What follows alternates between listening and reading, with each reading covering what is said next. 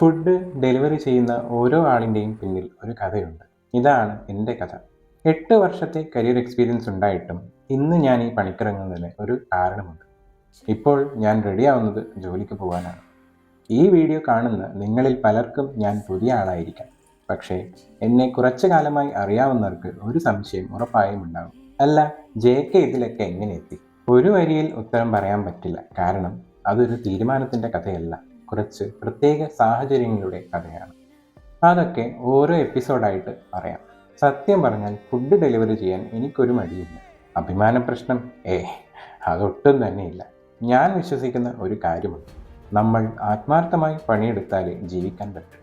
ജോലിക്ക് ചെറുതെന്നോ വലുതെന്നോ ഇല്ല.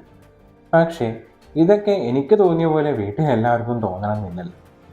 ഏറ്റവും കൂടുതൽ ടെൻഷൻ എൻ്റെ സഹധർമ്മിണിക്കായിരുന്നു. അവൾ പറഞ്ഞ കാര്യങ്ങൾ കേട്ടപ്പോൾ സത്യത്തിൽ എനിക്കും തിരിച്ചൊന്നും പറയാൻ തോന്നിയില്ല. 8 വർഷത്തിലേറെ എക്സ്പീരിയൻസ്, അതും എഡ്യൂക്കേഷൻ ഫീൽഡ്, ഇത്ര വർഷം ബിൽഡ് ചെയ്ത കരിയർ, ഇനി ഫുഡ് ഡെലിവറി ആണോ?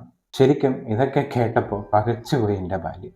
അത് അഭിമാനത്തിൻ്റെ മാത്രം കാര്യമായിരുന്നില്ല, എൻ്റെ കരിയറിനെ കുറിച്ചുള്ള ഒരു ജെന്യൂൻ കൺസേൺ ആയിരുന്നു. പല രീതിയിലും പറഞ്ഞു നോക്കി, സിറ്റുവേഷൻ പറഞ്ഞു, ഫിനാൻസ് പറഞ്ഞു, ഒന്നും സെറ്റായില്ല. അവസാനം ഉസ്താദ് ഹോട്ടൽ മോഡങ്ങ് പിടിച്ചു. ഞാൻ ചെയ്യാൻ പോകുന്നത് വെറും ഒരു ഫുഡ് ഡെലിവറി അല്ല, ഇത് ഒരു സർവീസാണ്. വിശന്ന് കാത്തിരിക്കുന്ന ഒരാൾക്ക്, ജോലി തിരക്കിൽ പാചകം ചെയ്യാൻ സമയം കിട്ടാത്തൊരാൾക്ക്, അല്ലെങ്കിൽ ഇഷ്ടപ്പെട്ട ഭക്ഷണം കഴിക്കണമെന്ന് തോന്നുന്ന ഒരാൾക്ക് അവരുടെ മനസ്സും വയറും നിറയ്ക്കുന്ന ഒരു ജോലിയുടെ ഭാഗമാകാനാണ് ഞാൻ പോകുന്നത്. അറിയാതെ തന്നെ ചിലരുടെ പ്രാർത്ഥനയിൽ നമുക്ക് ഒരു ചെറിയ പങ്ക് കിട്ടും.